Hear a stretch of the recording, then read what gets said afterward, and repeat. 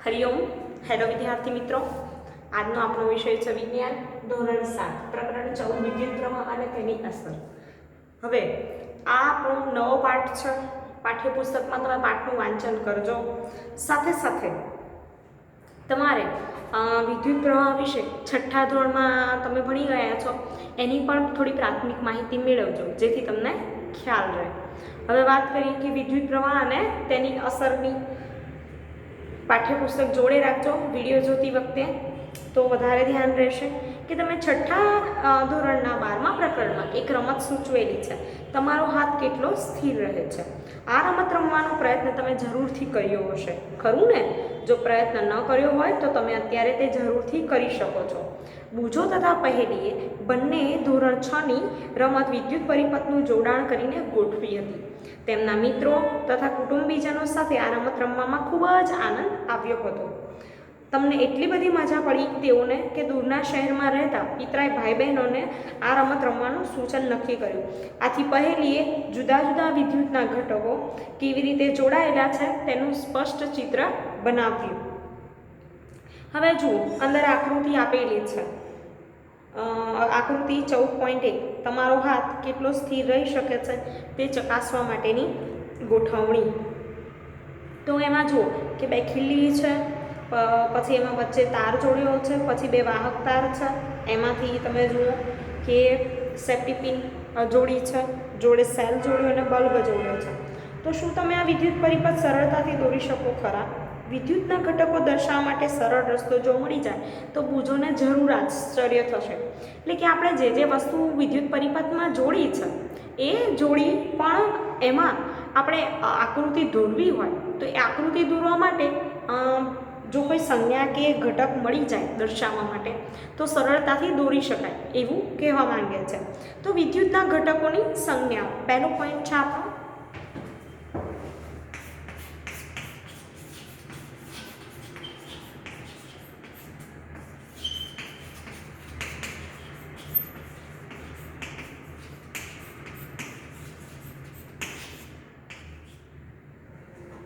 विद्युतना घटकनी संज्ञाओ। हवे जुओ कि सामान्य व्यवहारमां वपराता केटलाक विद्युतना घटकोने संज्ञा वडे दर्शावी शकाय छे। कोष्टक 14.1 में आवा केटलाक विद्युत घटकीओ घटक तथा विद्युतीय घटको तथा तेमनी संज्ञाओ दर्शावेल छे। विद्युतीय घटकोना आनाथी जुदा जुदा संकेतो तमने बीजा जुदा जुदा पुस्तकोमां जोवा मळी शके छे। जो कि आ तो आपणा पुस्तकमां दर्शावेली संज्ञाओनो ज उपयोग करीशुं। आ संज्ञाओने ध्यानथी जुओ। विद्युत कोषनी संज्ञामां एक पातળી तथा लांबी रेखा ने समांतर बीजी टूंकी अने जाडी रेखा छे। सामेना पेज पर विद्युत कोषनी संज्ञा आपी छे विद्यार्थी मित्रों, तमे जोजो, पछी हूँ तमने दोरावीश संज्ञा। त्यारबाद बात करीए कि विद्युत कोषने बे ध्रुवो होय छे। तमे जाणो छो, छठ्ठा धोरणमां भणी गया, बे टर्मिनल होय छे विद्युत कोषने, धन ध्रुव अने ऋण ध्रुव। अहींया आपेલું છે। विद्युत कोषनी संज्ञामां लांबी रेखा छे जे ए धन ध्रुव छे अने टूंकी जाडी रेखा ऋण ध्रुव दर्शावे छे। सामेनी आकृतिमां जोजो। विद्युत कण माटे जोडाणनी अवस्था ऑन अने खुल्ली अवस्था ऑफ माटे संज्ञाओ जुदी जुदी आपेली छे। ऑन अने ऑफ संज्ञा तमे जुओ। विद्युतना जुदा जुदा घटकोना जोडाण माटेना जोडाण तारने रेखा वडे दर्शावाय छे। शेना वडे दर्शावाय छे विद्यार्थी मित्रों? रेखा वडे दर्शावाय छे। विद्युत कोष माटेनी संज्ञा पण आपेली छे। विद्युत कोष शुं छे तमे जाणो छो। बेटरीनी संज्ञाने ध्यानमां जुओ। विद्युत कोष शेना बनेला होय छे तो तमे जाणो छो कि विद्युत कोष ए रासायणिक पदार्थोना बनेला होय छे। हवे કેટલીક પ્રવૃત્તિઓમાં આપણે એક કરતાં વધારે વિદ્યુત કોષની જરૂર પડે છે। તો આકૃતિ 14.2 માં તમને દર્શાવેલું છે। તમે એમાં જુઓ કે એક સાથે બે સેલ જોડ્યા છે, બરાબર? કે બેથી વધારે વિદ્યુત કોષનું જોડાણ કરીએ છીએ તો એક વિદ્યુત કોષનો ધન ધ્રુવ, ત્યાર પછી વિદ્યુત કોષનો ઋણ ધ્રુવ સાથે જોડવામાં આવે અને આવા બેથી વધુ વિદ્યુત કોષના જોડાણને બેટરી કહે છે। એ વ્યાખ્યા છે કે બેટરી કોને કહેવાય। તો બેથી વધુ વિદ્યુત કોષના જોડાણને બેટરી કહે છે। તમારે યાદ રાખવાનું છે। વ્યાખ્યા અંડરલાઈન કરજો પાઠ્યપુસ્તકમાં। શાળામાં હતા જ્યારે સ્કૂલમાં આવતા હતા તમે વિદ્યાર્થી મિત્રો ત્યારે તમે અંડરલાઈન કરતા હતા, બરાબર? તો તમે જાણો છો કે વ્યાખ્યાઓ નોટમાં લખવાની રહેશે. ત્યારબાદ મેઇન પોઈન્ટ હોય એ પણ તમારે નોટબુકમાં લખવાના રહેશે.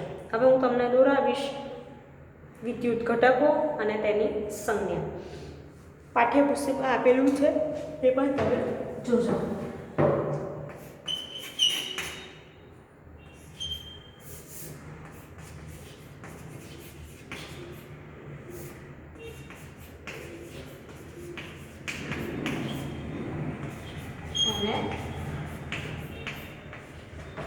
સંજ્ઞા.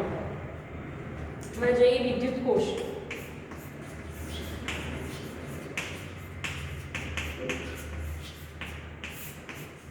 વિદ્યુત કોષની સંજ્ઞા તમે ટેક્સ્ટ બુકમાં જોજો એ પ્રમાણે હું અહીંયા ડ્રો કરવાનો પ્રયત્ન કરીશ.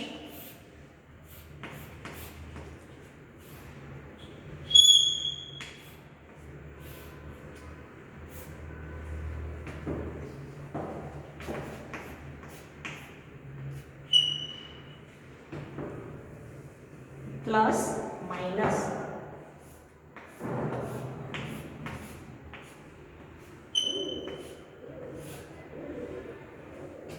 બરાબર. તો આ સંજ્ઞા છે વિદ્યુત કોષ. બીજું જોઈએ વિદ્યુત બલ્બ.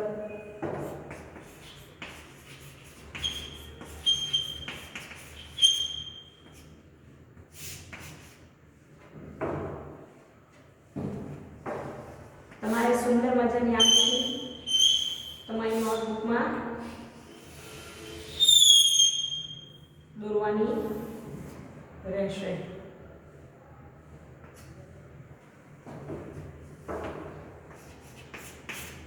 ત્રીજું જો ત્રીજી આકૃતિ વિદ્યુત કળ જોડાણમાં.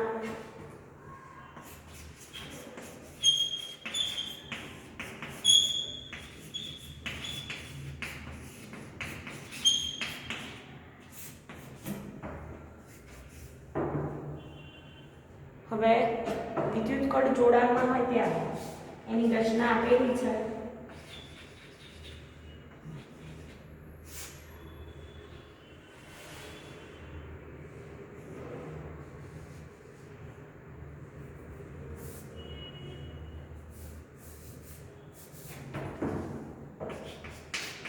હવે વિદ્યુત કળ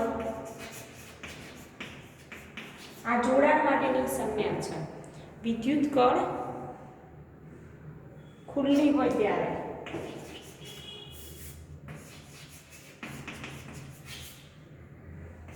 જોડાણમાં હોય તો ઓન, ખુલ્લી હોય તો ઓફ. બરાબર.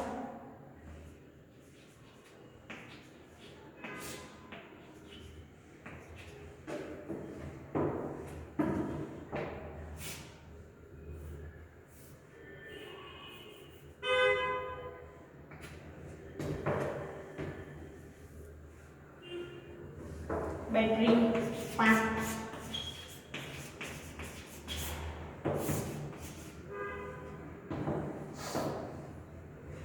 હવે બેટરી માટે સંજ્ઞા પાઠ્યપુસ્તકમાં છે આપણે એ તમે મારી સાથે પાઠ્યપુસ્તક પણ જોજો એટલે વધારે ધ્યાનથી સમજવું પડશે. અને હું પણ દોરું છું જે વિદ્યાર્થી પાસે પાઠ્યપુસ્તક ના હોય એ વિદ્યાર્થી અહીંયા જોઈ શકે છે.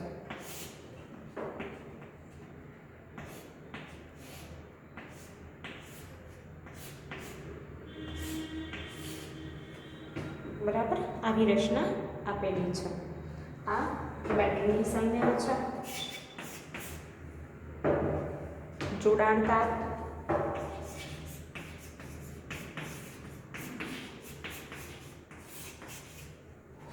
એની સંજ્ઞા આવી રીતે આપેલી છે. તો વિદ્યાર્થી મિત્રો આ છે વિદ્યુત ઘટકો. બરાબર. વિદ્યુત કોષ, વિદ્યુત બલ્બ, વિદ્યુત કળ એટલે કે જોડાયેલી સ્થિતિમાં હોય, ઓન હોય ત્યારે, ઓફ હોય ત્યારે. બેટરી જોડાણ તાર. બેટરીની વ્યાખ્યા છે કે બે કે તેથી વધુ વિદ્યુત કોષના જોડાણને બેટરી કહે છે. આ સાઈડ વ્યાખ્યા લખીશ. બેટરી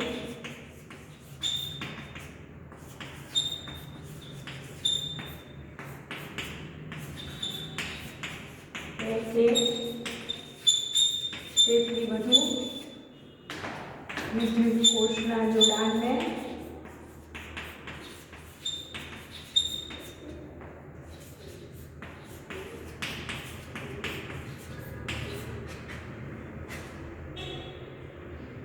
બેટરી કહે છે.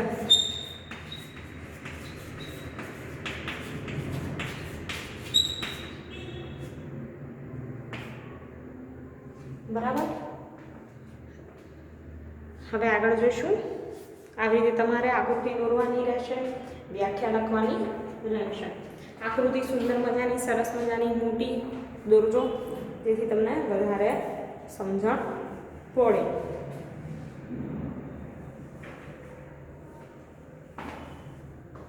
હવે વાત કરીએ આગળ.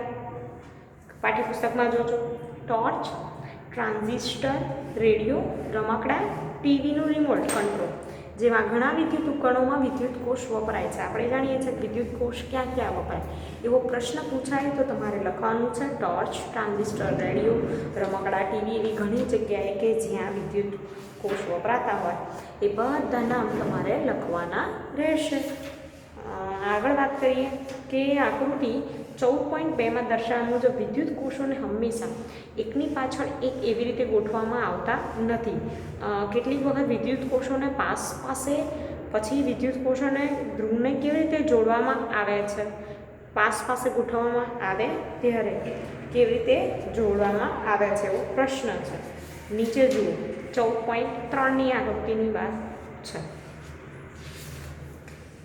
એ ઉપરાંત આગળ વાત કરીએ કે કોઈ વિદ્યુત ઉપકરણમાં વિદ્યુત કોષ રાખવાના ખાનાને ધ્યાનથી નિહાળો. એક વિદ્યુત કોષને ધન ધ્રુવને ત્યાર પછી ગોઠવેલા બીજા વિદ્યુત કોષના ઋણ ધ્રુવ સાથે જળાતાર કે ધાતુની પટ્ટી વડે જોડેલો હોય છે. બરાબર. હવે આગળ વાત કરીએ કે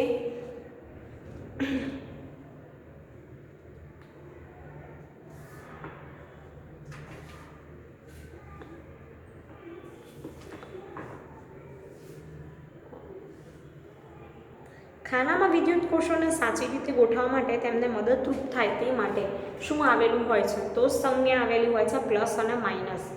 ધારો કે આપણે રિમોટ કંટ્રોલ હોય તો એમાં પણ આવી રીતે સંજ્ઞા હોય પ્લસ અને માઇનસ, કે પ્લસ ઉપરનો ભાગ છે, ધાતુની ટોપી જેવો ભાગ છે એ પ્લસ, અને નીચે ધાતુની જે તકતી હોય છે એ માઇનસ ભાગ છે. તો પ્લસ અને માઇનસ સંજ્ઞા આપેલી હોય છે, એમાં દ્વારા તમે આવી રીતે ગોઠવી શકો છો. આપણી પ્રવૃત્તિઓ માટે વિદ્યુત કોષોને કેવી રીતે જોડીને બેટરી બનાવી શકીએ. બરાબર. તો અહીંયા જો 14.4માં આપેલું છે, આકૃતિ 14.4ની વાત છે. વિદ્યુત કોષ હોલ્ડર. બરાબર. વિદ્યુત કોષ હોલ્ડર છે કે જેમાં આપણે વિદ્યુત કોષ ગોઠવી શકીએ. ત્યારબાદ 14.5 કે બે વિદ્યુત કોષવાળી બેટરી માટેનું હોલ્ડર. તો આમાં હોલ્ડર આવતા હોય છે કે જેમાં આપણે બેટરી બનાવી શકીએ અથવા તો એમાં વિદ્યુત કોષને સરળતાથી ગોઠવી શકીએ. દર્શાવેલું વિદ્યુત કોષ હોલ્ડર બનાવી શકો છો તે માટે તમારે લાકડાનો ટુકડો, લોખંડની બે પટ્ટી, રબર બેન્ડની જરૂર પડશે.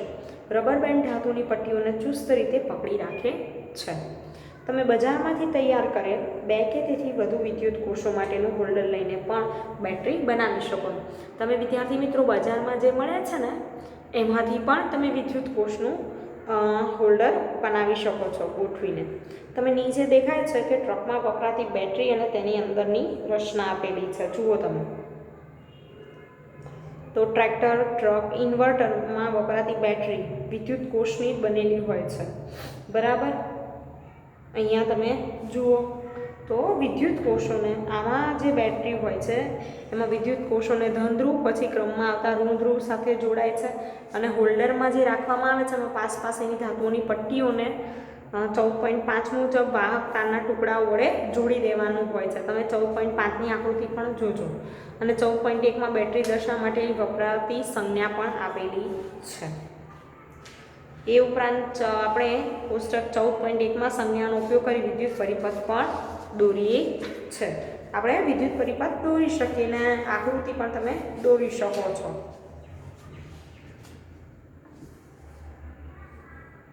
બરાબર. હવે વાત કરીએ આગળ કે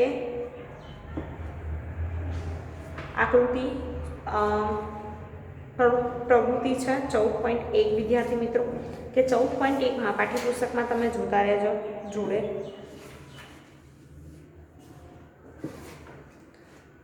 આકૃતિ 14.7માં બતાવ્યા મુજબ વિદ્યુત પરિપથ બનાવો. ધોરણ 6માં વિદ્યુત બલ્બનો પ્રકાશ આપે તે માટે આના જેવો જ વિદ્યુત પરિપથ વાપર્યો હતો. તમને યાદ છે કે ને, વિદ્યુત બલ્બ જ્યારે પ્રકાશ આપે ત્યારે વિદ્યુત કળ જોડાણની સ્થિતિમાં હોય છે. એટલે કે બલ્બ ક્યારે પ્રકાશિત થાય એવો પ્રશ્ન છે અહીંયા.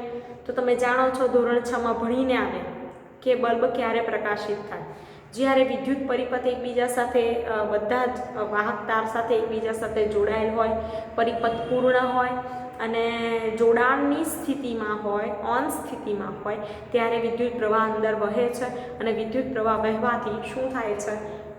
બલ્બ પ્રકાશિત થાય છે. જો ઓફ સ્થિતિમાં હોય, ઓન સ્થિતિને બદલે ઓફ સ્થિતિમાં, વાહક તારમાં જોડાણમાં ક્યાંય તાર છૂટા હોય, જોડાયેલા ન હોય, પરિપથ અપૂર્ણ હોય, ત્યારે વિદ્યુત પ્રવાહ પસાર થતો નથી અને બલ્બ કેવો થાય છે? અપ્રકાશિત થાય છે. અહીંયા કીધું છે કે તમારી નોટબુકમાં વિદ્યુત પરિપથને દોરી લો. જુદા જુદા વિદ્યુતના ઘટકોની સંજ્ઞાઓ પરથી તેની વિદ્યુતની રેખાકૃતિ પણ તમે દોરો. શું તમે રેખાકૃતિ આકૃતિ 14.8માં દર્શાવેલ છે એ રેખાકૃતિ સાથે સામ્યતા ધરાવે છે? બરાબર, 14.8ની વાત કરી છે.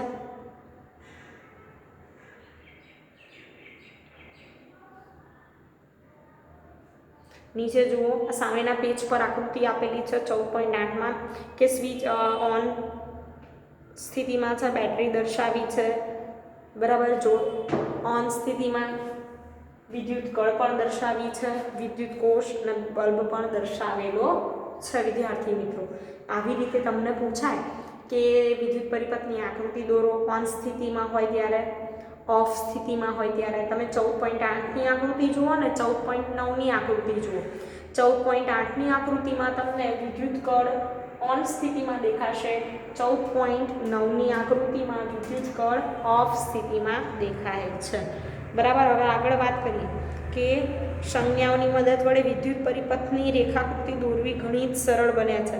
તેથી આપણે સામાન્ય રીતે વિદ્યુત પરિપથને તેના પરિપથ રેખાકૃતિ વડે દર્શાવીએ છીએ. આકૃતિ 14.9માં બીજી વિદ્યુત રેખાકૃતિ દર્શાવેલી છે, જે 14.8ની દર્શાવેલી વિદ્યુત રેખાકૃતિ સાથે સામ્યતા દર્શાવે છે. કઈ રીતે જુદી પડે? તો મેં અત્યારે જ તમને વાત કરી કે 14.8માં વિદ્યુત કળ ઓન સ્થિતિમાં છે, જોડાણમાં છે, અને 14.9ની આકૃતિ જે છે એમાં વિદ્યુત કળ ઓફ સ્થિતિમાં છે. બરાબર, જોડાણમાં નથી, ખુલ્લી છે. હવે વાત કરીએ કે શું આ વિદ્યુત પરિપથમાં બલ્બ પ્રકાશિત થઈ શકશે? યાદ કરો કે જ્યારે વિદ્યુત કળ જોડાણની સ્થિતિમાં હોય તો વિદ્યુત પરિપથ સંપૂર્ણ હોય છે, ત્યારે જ બલ્બ પ્રકાશિત થાય છે. બલ્બની અંદર પાતળો તાર આવેલો હોય છે, તેને શું કહેવાય? તો ફિલામેન્ટ કહેવાય છે. વિદ્યાર્થી મિત્રો, તમારે યાદ રાખવાનું છે કે બલ્બની અંદર આવેલા પાતળા તારને ફિલામેન્ટ કહે છે. વ્યાખ્યા મેં તમને ધોરણ 6માં બરાબર રીતે સમજાવેલી છે. રાઈટ, તો તમારે એ વ્યાખ્યા તૈયાર પણ કરવાની છે. જ્યારે તેમાંથી વિદ્યુત પ્રવાહ પસાર થાય છે ત્યારે તે પ્રકાશ આપે છે અને જ્યારે બલ્બ ઉડી જાય છે ત્યારે તેનો ફિલામેન્ટ તૂટી જાય છે. તમે જાણો છો કે ફિલામેન્ટ તૂટી જાય ત્યારે પરિપથમાં વિદ્યુત પ્રવાહ જે વહે તે વહી શકે નહીં અને બલ્બ ઉડી ગયો, ફ્યુઝ થઈ ગયો એવું આપણે કહેતા હોઈએ છીએ. હવે વાત કરીએ આગળ કે ચેતવણી. વિદ્યુતના મુખ્ય જોડાણ સાથે જોડાયેલા પ્રકાશિત વિદ્યુત બલ્બને ક્યારેક પણ અડકશો નહીં, તે ઘણો ગરમ હોઈ શકે, તમારા હાથને ખરાબ રીતે દઝાડી શકે છે. હવે ઘણીવાર કેવું હોય કે વધારે બલ્બ પ્રકાશિત રહ્યો હોય, સમય વધારે, બરાબર, અને મુખ્ય જોડાણ સાથે બલ્બ હોય એટલે એ ગરમ થઈ ગયો હોય અને એને આપણે અડકવું જોઈએ નહીં, આપણને નુકસાન પણ થાય. વિદ્યુતના મુખ્ય પુરવઠા વિદ્યુત જનરેટર કે ઇન્વર્ટર સાથે પ્રયોગ કરશો નહીં. તમારે જાતે કોઈ વિદ્યુત ઇન્વર્ટર છે કે જનરેટર એની સાથે પ્રયોગ ના કરવા, કારણ કે તમને ઝટકો પણ લાગી શકે, શોર્ટ લાગી શકે છે, ખતરનાક છે અને એના માટે તમે જાણો છો ખતરાની નિશાની ઘણી બધી જગ્યાએ દર્શાવેલી પણ હોય છે. દરેક પ્રવૃત્તિઓમાં માત્ર વિદ્યુત કોષોનો જ ઉપયોગ કરવો એ તમારા માટે કેવું છે? હિતાવહ છે. હવે આગળ વાત કરીએ, આ સાઈડ જુઓ બ્લુ લાઇનમાં નોંધ કરો કે વિદ્યુત કળ અથવા સ્વિચનો પરિપથમાં ગમે તે સ્થાને ગોઠવી શકાય. આપણે જે વિદ્યુત સ્વિચ છે એનો ઉપયોગ કેમ કરીએ છીએ? તો વિદ્યુત પરિપથને જોડવા અને તોડવા માટે વિદ્યુત કળનો એટલે કે સ્વિચનો ઉપયોગ કરીએ છીએ. જ્યારે વિદ્યુત કળ જોડાણની ઓન અવસ્થામાં હોય ત્યારે બેટરીના ધન છેડાથી બેટરીના ઋણ છેડા સુધી પરિપથ પૂર્ણ થાય છે. આવા પરિપથને બંધ પરિપથ કહે છે. વિદ્યાર્થી મિત્રો, અહીંયા વ્યાખ્યા છે, તમારે નોટબુકમાં લખવાની અને તૈયાર કરવાની છે કે બંધ પરિપથ એટલે શું. તો વિદ્યુત કળ જોડાણની અવસ્થામાં હોય ત્યારે બેટરીના ધન છેડાથી બેટરીના ઋણ છેડા સુધી પરિપથ પૂર્ણ થાય છે. આવા પરિપથને બંધ પરિપથ કહે છે અને તરત જ પરિપથમાં વિદ્યુત પ્રવાહ વહેવા લાગે છે. જ્યારે સ્વિચ ખુલ્લી અવસ્થામાં હોય ત્યારે પરિપથ પૂર્ણ થતો નથી, ખુલ્લો પરિપથ કહે છે. એટલે કે જ્યારે વાહક તાર બધા જોડાયેલા હોય એ અવસ્થા કઈ? તો બંધ વિદ્યુત પરિપથ. અને જ્યારે ખુલ્લો હોય, સ્વિચ ઓફ હોય એટલે કે ખુલ્લી હોય ત્યારે પરિપથ પૂર્ણ થતો નથી. તેને શું કહેવાય? ખુલ્લો પરિપથ કહે છે. અને આ પરિપથના કોઈ પણ ભાગમાં વિદ્યુત પ્રવાહ વહેતો નથી. યાદ રાખજો, બંધ પરિપથમાં વિદ્યુત પ્રવાહનું વહન થાય છે, ખુલ્લા વિદ્યુત પરિપથમાં વિદ્યુત પ્રવાહનું વહન થતું નથી. તફાવત પૂછાય તો પણ તમને આવડવો જોઈએ કે બંધ વિદ્યુત પરિપથ અને ખુલ્લો વિદ્યુત પરિપથ. તો વિદ્યાર્થી મિત્રો, તમને તફાવત પૂછાય તમે બે મુદ્દા લખી શકો, એક વ્યાખ્યા અને બીજું છે કે એની સાથે તમે બીજો પોઈન્ટ લખી શકો, વિદ્યુત પ્રવાહનું વહન થાય, વિદ્યુત પ્રવાહનું વહન થતું નથી. હવે આગળનો પોઈન્ટ જોઈએ કે જો બલ્બની અંદર રહેલો ફિલામેન્ટ તૂટી જાય તો શું પરિપથ પૂર્ણ ગણાય? તો મેં તમને આગળ વાત કરી કે બલ્બની અંદર રહેલો ફિલામેન્ટ તૂટી જાય તો પરિપથ પૂર્ણ ગણાશે નહીં. શું બલ્બ આ સંજોગોમાં પણ પ્રકાશ આપતો રહેશે? ના વિદ્યાર્થી મિત્રો, બલ્બ આ સંજોગોમાં પ્રકાશ આપશે નહીં. તમે કદાચ નોંધ કરી હશે કે પ્રકાશ આપતો વિદ્યુત બલ્બ ઉષ્ણ હૂંફાળો બની જાય છે. શા માટે? તો તમે જાણો છો કે આ વિદ્યુત બલ્બ પ્રકાશની સાથે ઉષ્મા પણ ઉત્પન્ન કરે છે. તો એ ઉષ્માના કારણે વિદ્યુત બલ્બ છે જે એ હૂંફાળો બની જાય છે, ગરમ થઈ જાય છે. તો આપણે આ વિડીયોમાં આટલે સુધી માહિતી રાખીશું. તમે શું શીખ્યા આ વિડીયોમાં? તો બંધ વિદ્યુત પરિપથ, ખુલ્લો વિદ્યુત પરિપથ, વિદ્યુત પરિપથની જે આ રેખાકૃતિ છે એ કેવી રીતે દોરી શકાય, વિદ્યુત ઘટકો અને તેની સંજ્ઞા વિશે માહિતી મેળવી. તો તમે નોટબુકમાં સંજ્ઞાઓ દોરજો, વ્યાખ્યાઓ લખજો અને પાઠ્યપુસ્તકમાંથી પાઠનું વાંચન કરતા રહેજો. Thank you.